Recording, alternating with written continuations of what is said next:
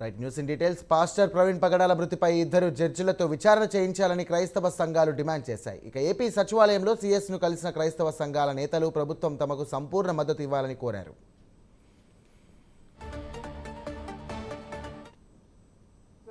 ప్రవీణ్ పగడాల గారిని చంపేశారు.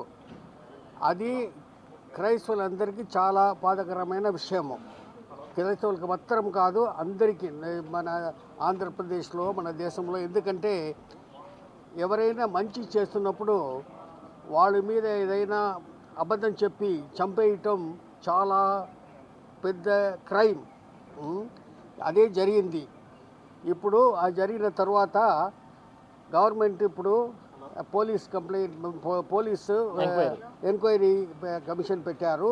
దానికోసం మాకు చాలా సంతోషం, మేము కృతజ్ఞత చెప్తున్నాము. ఇంకా మాకు కావాల్సింది ఏంటంటే ఒక లీగల్ ఎంక్వైరీ పెట్టాలి, ఒక జ్యుడిషియల్ ఎంక్వైరీ పెట్టాలి. అది పెడితే కొద్దిగా మనకు కొద్దిగా ఫ్యాక్ట్స్ తెలియవస్తుంది.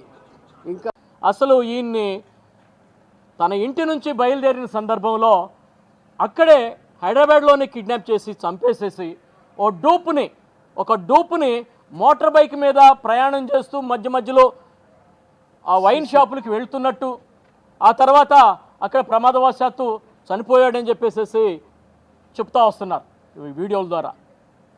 పోలీసులు కూడా పదే ఆయన ప్రయాణం చేసేది చూపిస్తున్నారు, కానీ అసలు లోతుపాతుల్లోకి వెళ్ళట్లా.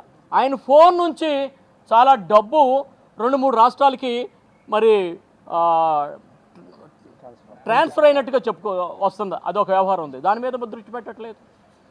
తల్లి ఆయన యొక్క సిస్టరు చెప్పింది, చాలా స్పష్టంగా చెప్పింది, 4 రోజుల క్రితమే చెప్పింది, ఆ ప్రయాణం చేసిన వ్యక్తి నా అన్న కాదు అని చెప్పి ఆమె చెప్తా ఉంది. క్రైస్తవ